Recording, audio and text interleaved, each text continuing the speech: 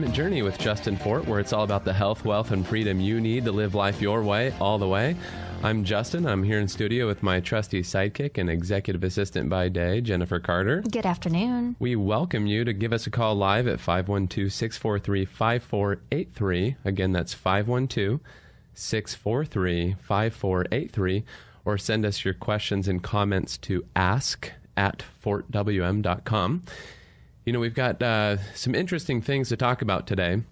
It's approaching the end of the year, as we know. We know the holidays are, we're in full swing, right? I see more and more Christmas lights going up. Yes. We think about ending the year in a good tax situation, of course. And one of those things that we want to think about is whether or not we should be donating some money.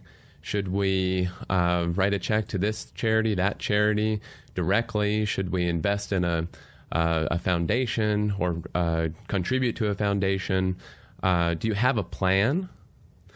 What is your plan for charitable giving? Think about that. How are you going to maximize your tax situation and give to those that you want to support in your community that do good things across the world? So we want you to learn about tax advantages and tax savings with respect to charitable giving today. We want you to find out how to avoid estate taxes and simplify estate administration. This is a big cloud of confusion for a lot of people that I visit with. Maybe you want to leave a charitable legacy. There's more to consider than you may have realized in the past, and that's why you're going to want to listen in today and hear what Michael Occhipinti has to say about gift planning advice. He's a gift planning advisor from the Wycliffe Foundation. Is here with retirement planning and year-end tax strategies that you're not going to want to miss. Now is the perfect time to get your charitable checkbook reconciled. So we want to make sure that before the end of the year comes, we have everything in line so we can enjoy Christmas and a Happy New Year. So, you know, before we get to charitable giving and Michael today, I just wanted to say something that was actually making me chuckle just before we got on here, and Jennifer was looking at me kind of funny. Why are you laughing, Justin?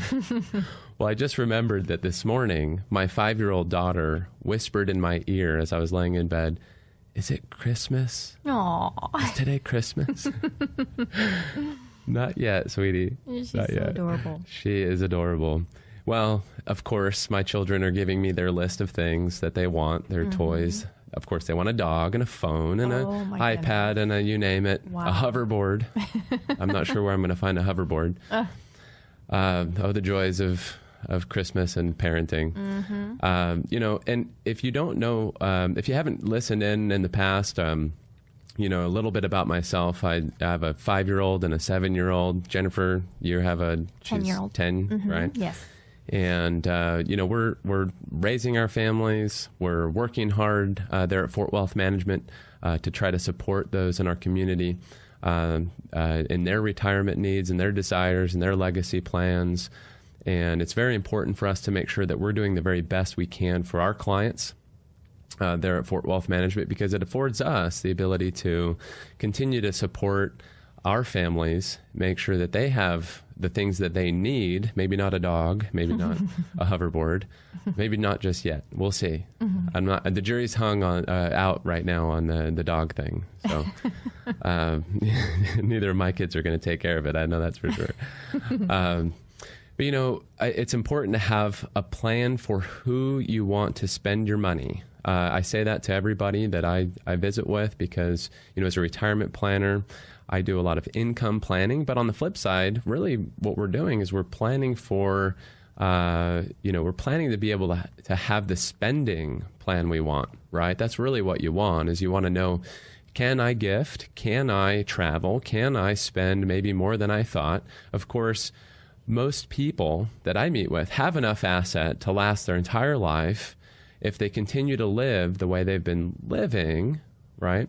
And maybe that means that they're not really living as much as they could or gifting as much as they could. And so part of the thing that a lot of people ask me to do is to try to expand their ability to spend and not run out of money using the proper investment tools and strategies, according to their risk tolerance. So we might use insurance products. We might use investments there in the market. We've got portfolio managers. I call them nerds lovingly. But those people, all they do is work with our clients to help the plans that we produce function the right way.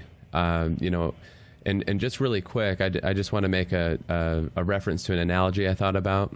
When we're talking about investments and products and things of that nature, in my mind, that's kind of like bags being packed, right? You want if you're going to go on a destination where it's going to be cold, you might want to have a jacket and, some gloves or something. Or if you're going to go to the Bahamas, you might want to snorkel and, your swim trunks or your swimsuit or whatever. Right. And so investments are kind of like what you put inside your bags. And what I find all too often is people are working with financial professionals that have their bags packed for them before they even walk in the door. They get in there and here's your bags. We're so glad that you chose to work with us. And we hope you have a safe and happy trip wherever it is that you may be going, because they don't know. Have you thought about that? Have you thought about the fact that you may be working with a financial professional that just seems to have your bags packed, and when you ask them, well, what is all this for? And they say, well, for your plan. Well, we don't really have a plan. Well, maybe you want to meet with a financial planner, right? And I've heard that before. Advisors will say, go meet with a financial planner now that we've invested all of your money or we've packed your bags. Well, I think that's the opposite. I think the reverse should be the case. I think, logically, you should plan the vacation that you want, the trip you want, know where you're going, know how long you're going to be there so that you can pack your bags appropriately. The bags being packed, the stuff you put in your bags, should match your goals and should match your plan. And that's really what we're talking about today, is how do we plan properly to give, to be charitable, to use those resources to the fullest extent for those that we want to use them. Who do we want to spend our money? Who do you want to spend your money? If you don't have a plan, could be anyone, could be the government. Nobody wants that. Well, Jennifer, can you give us a little bit of a background on our guest today, Michael? Definitely. Michael has over 20 years of experience in the charitable gift planning field. Michael's primary roles are to assist donors in making charitable planned and estate gifts. He serves as a resource for professional advisors with regard to charitable gift and estate planning strategies for their clients. He's earned a bachelor's degree in business economics and master's degree in taxation.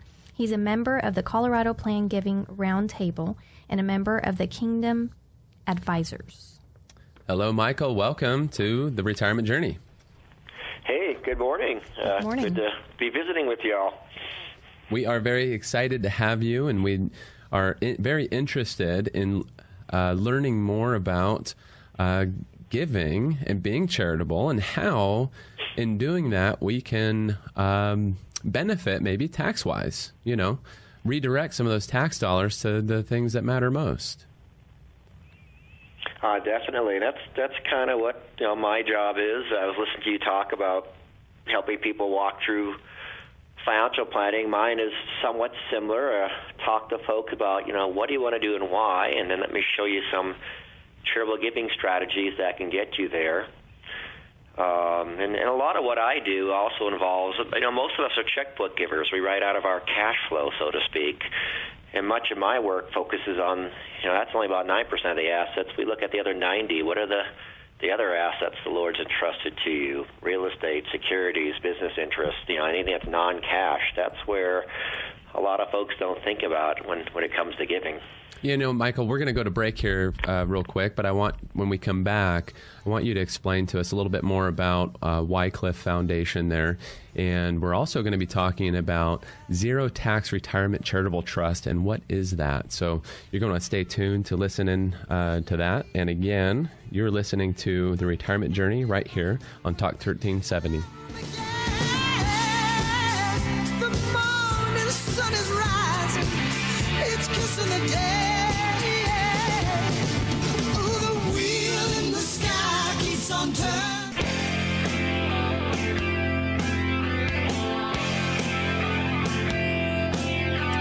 Talk 1370. You're listening to The Retirement Journey with Justin Fort. You can call us live at 512-643-5483 or send us your questions and comments to ask@fortwm.com. We know you're charitable. We know you're a good person.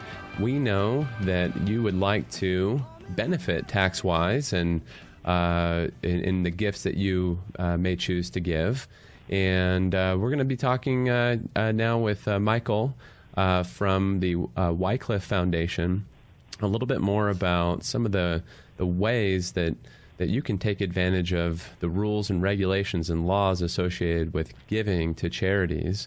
And Michael, so could you give us a little bit of a little more background on the Wycliffe Foundation, if you would? Sure. Well, some people call it Wycliffe. Some people say Wycliffe. We'll answer the both. But our foundation supports the work of the Wycliffe or Wycliffe Bible translators. There are about 7,000 known languages in the world, and about a third have all parts of the Bible, a third have nothing, and a third are in process. And so our foundation is there to support the work and mission of the Wycliffe or Wycliffe Bible translators. So, how many? I'm just curious. I know this isn't really where I was thinking to go, but I'm just curious now. How many languages has the Wycliffe Foundation kind of opened up, if you will? Or do you have a range? I mean, you may not know specifically. I can give you several hundred complete Bibles. There are probably over 1,300 New Testaments. And we're probably working on, I don't have the exact numbers in front of me, but there's probably at least almost a couple of thousand language translations in process. So it's not as simple as just getting out your old Bible. I mean, most of our translators, we translate right from the original languages, the Hebrew, the Greek, the bit of Aramaic. And every language presents its challenge. I'm not a linguist, but I talk to them, and it's not just as simple as copying word for word. Yeah. Well, you have an impressive educational background and resume, and you know it's no joke to have a master's degree in taxation. You must be a very patient person. It depends. I'll give you the tax school answer. Well, all my friends are getting MBAs. So I'm not really an MBA guy. I'm more working the tax field, so that's why I got the master's in tax. It's both. It's all exciting, I'm sure. Yeah. So tell us a little bit about, as far as retirement planning strategies go, we work with a lot of baby boomers there in our office. At Fort Wealth Management, and inevitably I'll find people that will say, I've got plenty of money, we're never going to run out, but we're really pretty frugal, and that's why we have a lot of money. We're just not spending it, and we're probably going to leave a pretty big legacy. But we're not so sure if we want to be gifting today, or should we be taking advantage of the state tax gift exclusions, those annual exclusions, and so there's often questions that come up. And one thing that I know that you talk about is a zero tax retirement charitable trust. Can you just explain that to us? Yeah, I'll try to keep it simple. The idea there is, and I'll give you an example of someone we helped set one up. We have a couple owned a nice piece of farmland in the Dakotas, so which they drew an income. They live like 1,500 miles away, and they thought, we're getting near retirement. We want to sell this land. We sure need the cash flow, but we want to be being landlords and so far away. And if they sold it, they would have faced a significant upwards of $100,000 in capital gain taxes. So we said, is there a way that we can accomplish our goals of selling this highly appreciated asset, continue to receive income, and by the way, avoid paying any capital gain taxes? And so this idea of a zero tax remainder trust is an idea where you can donate all or a portion of the asset into the trust because it's a special trust. It's sold. There are no capital gain taxes incurred on the sale. And in the case of the couple that we worked with, now they're getting actually about 50% more income from the same bucket of wealth, so to speak.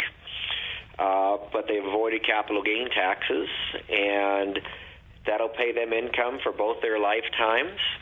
And then when the survivor passes on, the remaining principal of that trust is going to go to Wycliffe and I think 3 other charities, their church and 2 others that don't come to mind, after they pass away. So it's just a great way to take a highly appreciated, maybe underperforming income asset and convert it tax-free into more income while avoiding taxes.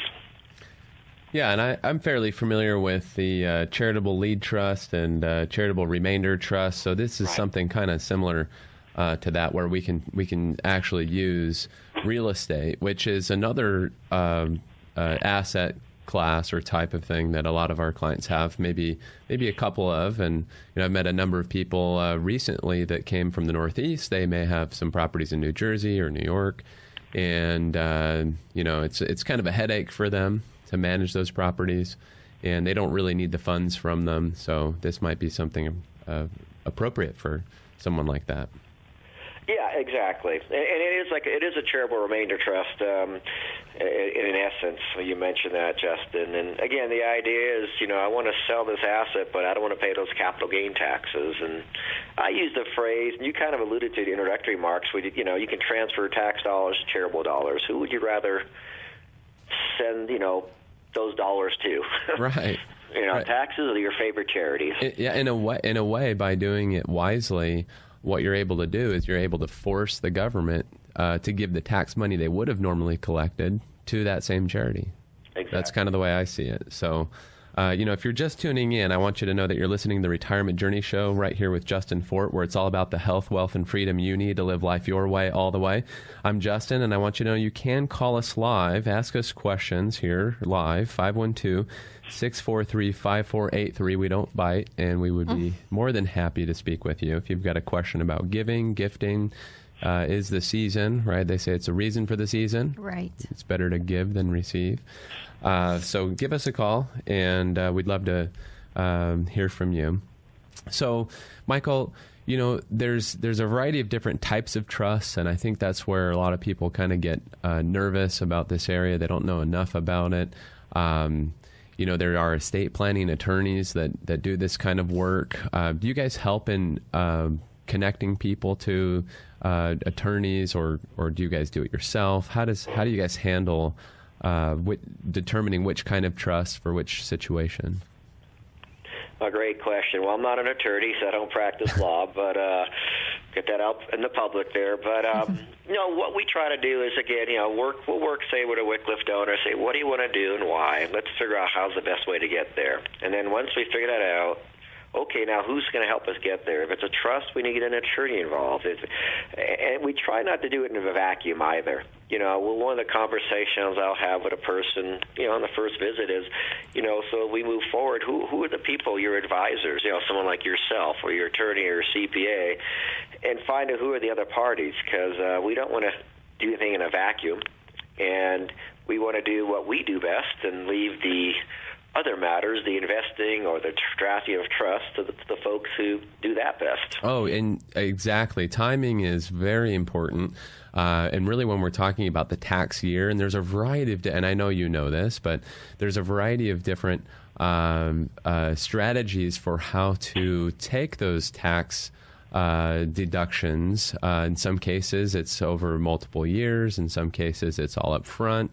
And it really does depend on the way that you give and the kind of trust, or maybe even a gift annuity. A charitable gift annuity is something that I know a lot of people are not aware of, and that's something that I want to talk about when we get back from our next break here, as well as we want to also explore good asset, bad asset beneficiary designations. How are designations so important? Why? And what kind of assets we should be giving?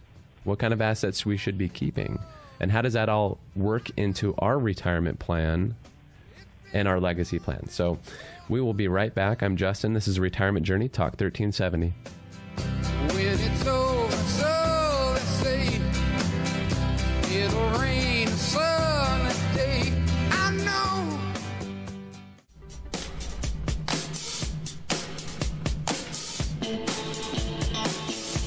This is Talk Talk 1370. You're listening to Retirement Journey with Justin Fort. You can call us live at 512-643-5483 or send us your questions and comments to ask@fortwm.com. We are visiting with Michael Occhipinti from the Wycliffe Foundation. We're talking about giving. 'Tis the season to give. It's better to give than receive, right? You've heard that before. And if we're going to give and we want to give to a charity, might we not go ahead and get some kind of tax break for that?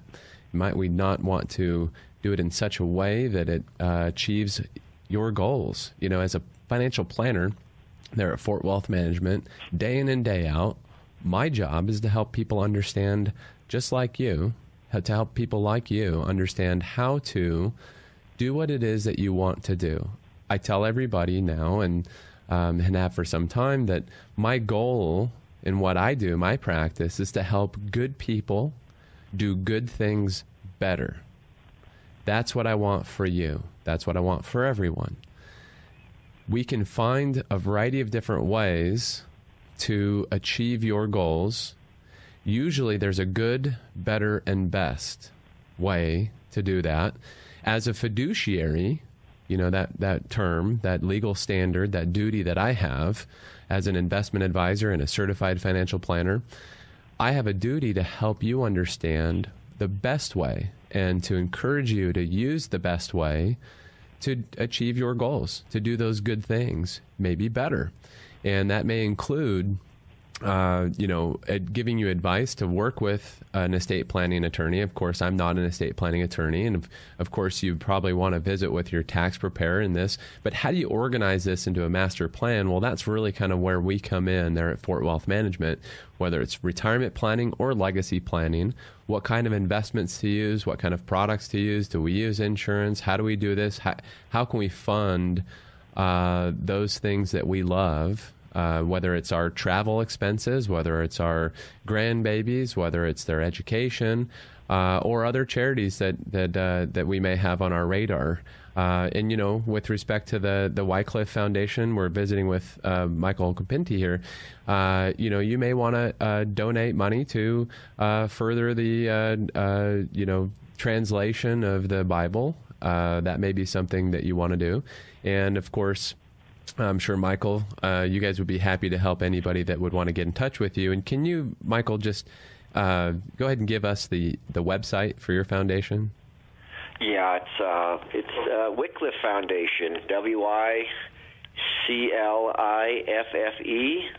Foundation. If you just put that in your search bar, it'll pop you right up to our foundation site, and you can look at what we do and connect to the Wycliffe Bible translation site through that as well.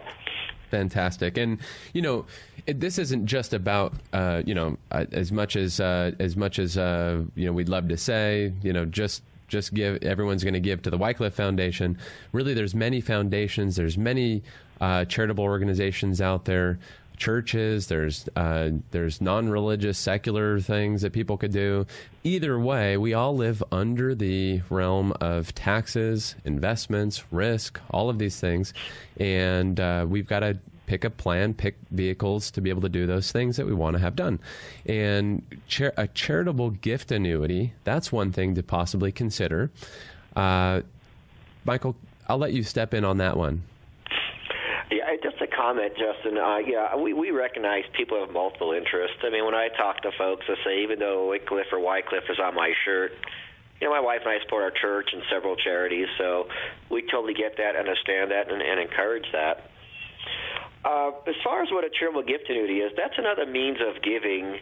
I'd say it's somewhat comparable to what you call an annuity investment, although it's underwritten by a charity. But the idea, again, is you can make a gift to a charity that's licensed to issue gift annuities, and in return it'll pay you a fixed income for your lifetime, and that, if you're married, to your spouse. And then when the income beneficiaries pass on, the remaining principal is charity to use. The biggest difference between a charitable gift annuity and, say, a commercial investment annuity is that the rates are going to be lower because they're trying to have on the back end more of the principal left over for charitable uses. So in theory, about half the original gift should be available. these are a great charitable giving strategy for those kind of folks who say, yeah, I really want to support charity ABC, but I have a greater need, and that's for income. Well, the gift annuity provides a person with a fixed, guaranteed income for life that they can never outlive, and to get to do something good for charity. And, oh, by the way, because there is something going to charity eventually, they get a tax deduction up front, an income tax deduction for a portion of the amount they gifted. Right, and that portion, as far as I'm aware, is really the difference. A portion of each, basically each annuity payment is treated as a return of capital, and is not taxed as income over the person's life expectancy. And really the difference, the value of the charitable contribution, which can be deducted, I would imagine, in that year, right? Typically it can be, it depends on the person's other, what's called adjusted gross income. It depends on how much they give, but yes. Okay, and so it's the contribution. So essentially someone transfers maybe stocks or cash or real estate or something to a charity. The charity then turns around and says, okay, we promise to pay you X amount for the rest of your life, and there's some kind of a value associated with that. And I know it's complicated. There is a IRS table, and depending on interest rates and this and that, and but that's why you want to work with a financial professional, a team. Really, you need a team here to do that. And really, the charitable contribution, the deduction you get, is the difference between the value of the property transferred and the annuity value, according to really what the IRS believes that annuity value is. But either way, all said and done, it is a great way to kind of do kill two birds with one stone, if you will, or maybe feed two birds with one grain of seed or something. I don't know. Right? I agree. It's kind of, we tell we're not killing birds here. Give and get something back for your giving. The right, that secure income that paid out monthly or quarterly, whatever you prefer. And that's Michael Occhipinti from the Wycliffe Foundation, talking about charitable giving, gift annuities.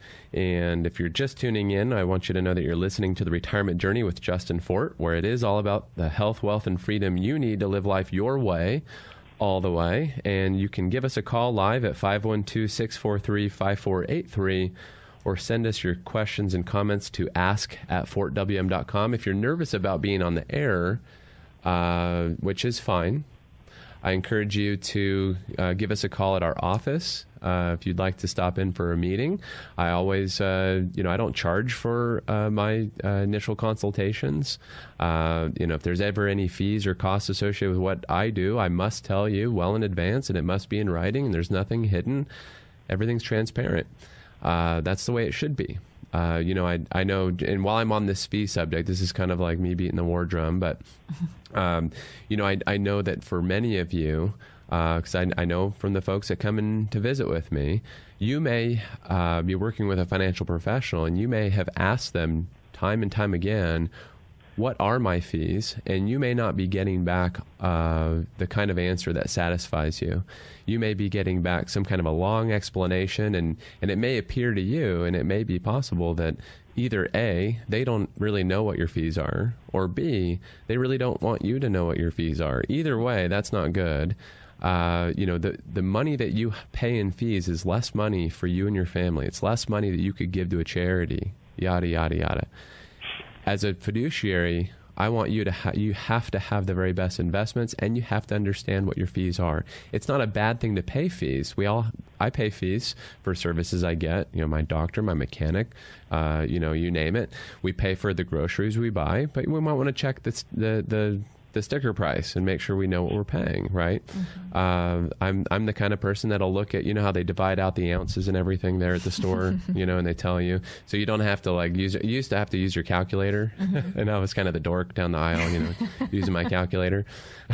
Now they make it so easy. Why isn't the financial industry this way? How come your statements don't show you the fees? Anyways, I'm going off on a rant. I know that's not what we're talking about.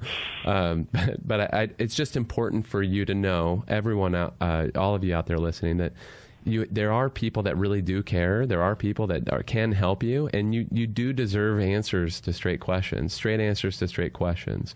And there's a lot of good people listening right now. And we want to help you do those great things that you're going to want to do in your lifetime. And so, Michael, we talked a little bit about gift annuities. How about types of assets? Are there bad assets to give to a charity? Or are there good assets to give to charity? Yeah, that's a great question. I think of it probably more in the context when I talk about the idea of good assets, bad assets. As you probably know, usually we apply that label to retirement assets. Congress never meant for IRAs, for example, to be inheritance plans. And so when you leave, say, an IRA to your children, grandchildren, whoever, that there's extra taxation on those types of assets. And so often when we visit with folks who have significant retirement assets, or even, I guess that's a relative term, if they have charitable intentions in their estate plans, we'll often say, a better, more tax-wise thing to do is to leave, say, your IRA to the charities you want to support through your estate, and leave your kids the cash, the tax, the cash, the bonds, and mutual funds, because, again, IRAs, for example, face extra levels of income taxation when you leave them to your heirs. And so often that's when we'll come and talk about that concept. And I also tell folks, leaving or bequeathing, whatever word you want to use, an IRA to charity is actually pretty inexpensive to do. All you do is fill out this little form and email it back to your IRA administrator or mail it back to them. You don't need an attorney to modify your trust or will, per se.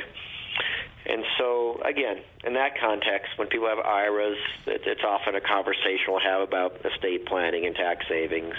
Right, and isn't it true, while we're on that topic there, of giving an IRA, for example, isn't it true that at 70.5 or after, some contributions to charity from IRA can count for that required minimum distribution that must come out? Great question. Well, my answer is we're keeping our fingers crossed. What Justin, you referred to is a law that we're hoping the government extends it, where a person 70.5 can make a direct contribution, as you said, from their IRA directly to charity. It doesn't count as taxable income. It does count as part of their minimum required distribution.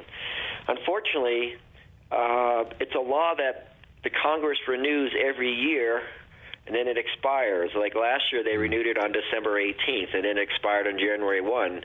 It's now December 5th, and they still have not renewed it. Mm-hmm. So it's just one of those ones that's out there. Now, having said that, if a person is charitably inclined, they can still make a gift out of their IRA if they're 70.5 or older, as long as they can take an itemized deduction and write it off. It's kind of the same effect.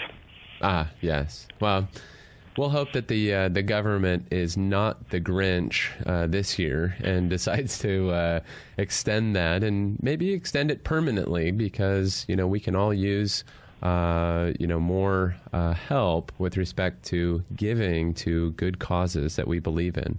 I think that's what makes our country great, is we can decide how much money we want to make. We can decide what we want to spend our money on. We can say the things we want to, and that's what makes us such a great country. And the government ought to be supporting those things, although sometimes we know that not everything's perfect in our system, to say it nicely. So we're going to go to break real quick. We'll be right back with Michael Occhipinti from the Wycliffe Foundation, talking about giving. 'Tis the season. That's the reason for it, right? And we will be back again. I'm Justin, Retirement Journey, Talk 1370.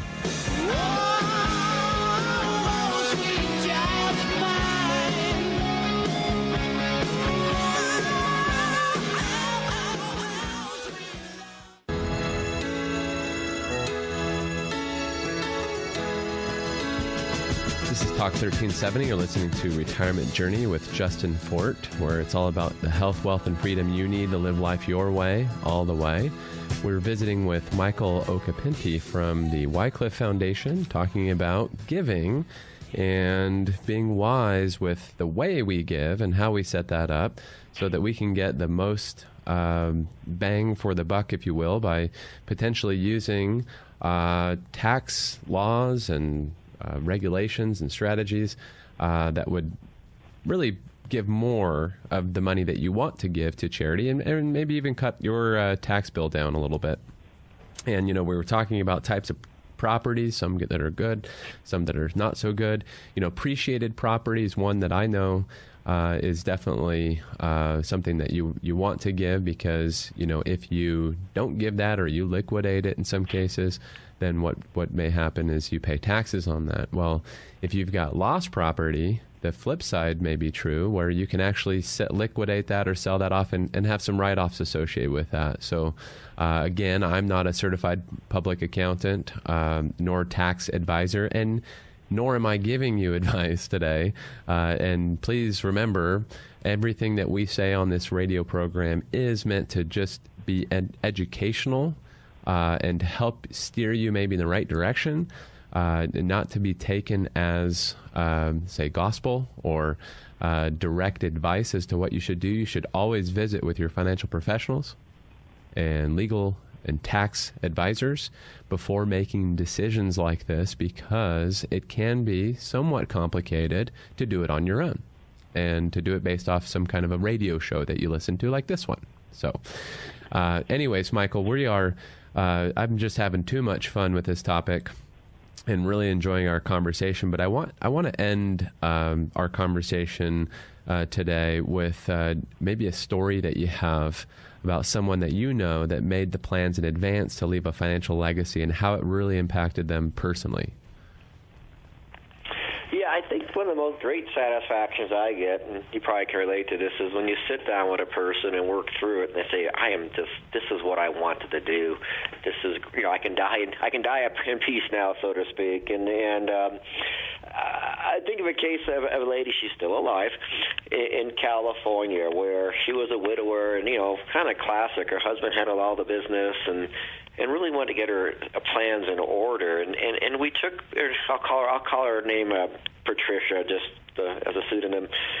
And we went through and talked, okay, what do you really want to do? If the Lord were to call you home tomorrow with your estate, and once she worked through that, we said, okay, who are the people you want to provide for? Your grandkids, your children, charities. And so when we took her to the process, it ended up, she's going to provide for her grandkids something nice, but what she's really happy about was the fact that she says, I know, at this point in my life, if I was to die today, that my family's going to be provided for in an appropriate amount, not going to get everything, but what she felt was appropriate. And she thought, and even as important as the idea, I'm going to be supporting, I think it was 4 or 5 charities that she's really passionate about, with a very significant estate gifts when she passes on. And so that's kind of makes my day when you hear a person say, so yeah, Pat, when you do pass away, you've done great. Your grandkids can be provided for in an appropriate manner. You're going to do some amazing giving to support those charities about which you're most passionate. And, she just felt really good and at peace about that. I wish I could say that's the case with most of the people I work with, but, it isn't. But it was just nice to see that she felt that great sense of peace, that she'd done everything, and when she meets her Maker, he's going to say, "Well done, you good and faithful steward. You did well with what I entrusted to you on earth," and so that's probably the ultimate hug, to get a hug from her Heavenly Father saying, "Well done, you handled the assets I entrust you with on earth in a good manner." Yeah, Michael, that's wonderful. We, in similar respects, what you and I both do is really help people, again, do what it is that they want to do. And it's a fantastic feeling to know that we're able to help people do good things. And, of course, what you do, charitable, giving and helping people do it appropriate way according to their wishes. Not every, the good and bad thing about working in our business with people, of course, is people, right? There's the good and there's the bad and the ugly, right? And there's, and it's work. But that's really what I think I get up for in the morning when I go to work, is I'm looking for those opportunities to really help maybe a handful of people that in a very real way And that's rewarding of itself. Of course, we have to earn our keep and make money and keep the lights on, of course. But, it's a good work helping people do what it is that they want to have done. So we appreciate you coming on, Michael. And again, your website is the WycliffeFoundation.org, right? That's W-Y. Sure that's exact. But if you Google Wycliffe Foundation or Wycliffe, the folks that call it that, either way, you can get to our website and contact information and so forth. Right. And there's information about donor advised funds. There's a variety of stories on your website I've taken a look at. So, we really appreciate you being on, Michael. Thank you so much for your insights, and we wish you a very Merry Christmas. Well, thank you, Justin, and same to you. And, boy, I wish we had time to talk about donor advised funds, another great year-end giving strategy, but perhaps another time. Perhaps another time, and we'd love to have you back. Thank you. All right. Take care, Michael. Bye-bye. So now we're going to switch gears a little bit, and I've got some news and views that we want to get to. Before I get to that, actually, I want you to know that this show was really about giving to charities, and it's about being smart tax-wise with respect to what it is that you're trying to accomplish, right? Mm-hmm. And making sure that the people that are going to be spending your money are the people that you want to spend your money. And you can, with proper planning, control how much and when distributions happen. You can use trusts for a lot of these things. You can use, the trifecta, I would call it, of financial professionals and legal professionals, which would be a estate planning attorney, certified public accountant, CPA, and a certified financial planner to work together as a team. And of course, I don't care which or who you have as your legal counsel, your attorney. I don't care who you have as your CPA, as long as they're all doing a good job. We can work with them and integrate with them, and we can look at the investments that you have, that we can make sure, and you should make sure, number one, that before you really start giving, that you are going to be okay. It's kind of like that idea of, you get on an airplane and they show you how to buckle your seatbelt, right? Mm-hmm. And then they also show you that mask that drops, and they say, look, if you got kids, put it on yourself first, mm-hmm. right? And that way, should something happen, you can then assist your children or someone else, but you got to make sure your mask goes on first, so you can be there to take care of other people. Mm-hmm. Well, you can't really take care of other people if your finances are a wreck, or if you don't have a plan for your retirement. And so we want to make sure that you have a solid plan. You're not going to run out of money. You have the income coming from solid insured assets, right? That can be done through a variety of different ways, right? We can talk about that when you come in, which I'd love you to do. Give us a call at 512-433-6492. Jennifer will bake you cookies and give you coffee or juice or water, whatever it is mm-hmm. that you want. We can sit down and have a good conversation, very open, very friendly, about what your wishes are, and make sure that you actually have a plan rather than just having your bags packed, just having investments that don't really match your tax planning strategies, your goals for giving, your goals for spending.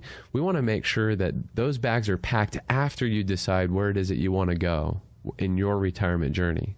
Right. It's so important. You want to make sure that you know that you can give, and that gives you a peace of mind when you have a solid plan. I know this from experience. I can't give you specific cases because of my licensing and everything, and the fact that I'm on the air, but I would love to do that. But I do know so many people that we've helped that now they know that they can give XYZ amount, whatever it is, every year for the rest of their life, have the tax benefits associated, and know that they can do that and still sleep well at night. And they can benefit from the giving and the planning and the strength of their financial situation.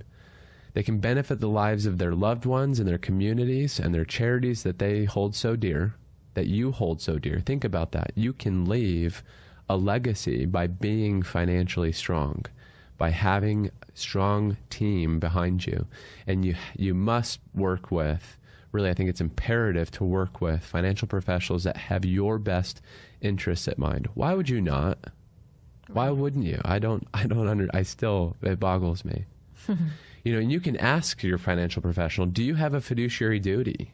And they may say yes. And if they do, great. Next question, what am I paying in fees? Next question, how come I don't have a plan? Next question, how much risk do I really have? Next question, what happens if there's another 2008? How much am I going to lose here? If they can't answer those questions for you and to your satisfaction, shop around. Go look for someone else. Of course, you know me. You're listening to me. You can call our office. You can do that. I'm not a pressure sell. I'm not here to sell you anything. I'm not a pressure person at all. That's not what I do. I want to help you do good things better. And I don't care what investment vehicles. We don't have proprietary funds or anything like that. But I will tell you, we have a duty to recommend the very best, not just good, not just better, but the very best investments to you, not only legally, but ethically. And that's what we promise to do to achieve your goals. And you know what? Often the very best investments are just cheaper. They're just going to perform better because they're the best. And that will allow you to have the solid financial position that you need to have. If you don't want a lot of risk in the market, you don't have to take a lot of risk. If you want more risk in the market, you can. We're going to go to break here. I know I'm on a rant. Jennifer's looking at me like you're going way over, Justin.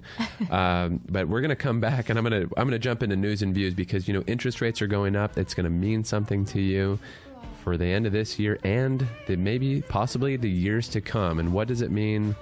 What are some of the big companies saying about this? We're going to talk about that when we get back. Again, I'm Justin. This is Retirement Journey Talk 1370.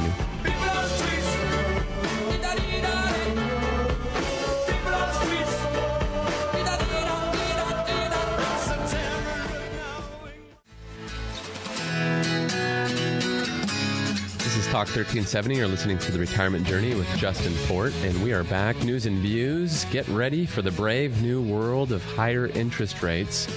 This is from Financial Advisor magazine, December 4th, 2015. Very timely by James Saft. And, Janet Yellen, I'm just going to talk a little bit about this piece. All but promised interest rates are going up, and the market's starting to kind of jitter a little bit and tremble a little bit about this. But gentle and gradual the pace of rate hikes may be, the long period of easy money, but some accounts the lowest interest rates in 5,000 years, right? Like just forever, has lulled both stock and bond investors into positions and assumptions that will soon prove dangerous. And, that's a concern. Mm-hmm. That's a concern for me and for my clients. And we want to make sure that you're in the right position so that as this inevitable thing happens, you can weather the storm and you won't lose so much money or none, or depending on your risk tolerance, you can achieve what you want to achieve. Investors in safe assets like government bonds can expect even worse. How is that possible? How can people lose money in a bond fund? I say that facetiously because, as you know, as interest rates rise, you have a low interest rate bond or bond funds, you tend to lose money. So the math turns vicious on securities with very low yields. Now, how much risk is it sensible to take at a given amount of incremental return? That's going to be different. It's according to an efficient frontier. But now we're talking about forward-looking models. What are we going to expect? But I'm just going to cut to the chase here and tell you that the outlook is not so positive. From Morgan Stanley, Morgan Stanley apparently sees that U.S. equity returns next year are going to be hovering around 6%. They could be completely wrong about this, but this is what they said, and a 5% average return over the next decade. So if you were planning on getting 9% average return, 12% average return in order to keep your ship afloat, you may want to think again. You may want to come and visit with me. Both figures in the bottom half of the typical distribution can be negative. U.S. government bonds will do far worse. So bonds may not be a safe place. Stocks may not be a safe place. But you know what? That's why we use multiple asset classes. We've got more than 23 asset classes that we use for our clients. And you really want to own as much as possible in such a diversified way across the globe that as these things happen, you fare as well as possible. So the outlook is definitely somewhat negative, but if you're using a financial professional that's using old data or old software and they're giving you probabilities of success that you just feel like is just way out there, you need to make a change. You need to call us. 512-433-6492 is our office line. I've enjoyed the show. I hope you have. I thank you for listening today. And I thank Michael Occhipinti for coming on from Wycliffe Foundation. We hope that you can get your taxes in order, charitable contributions in order and all. And if you need help, again, give us a call. More than happy to do that. We will see you next week. Have a wonderful day. It looks beautiful outside. It's warmed up a little bit. And again, I'm Justin. This is The Retirement Journey, Talk 1370.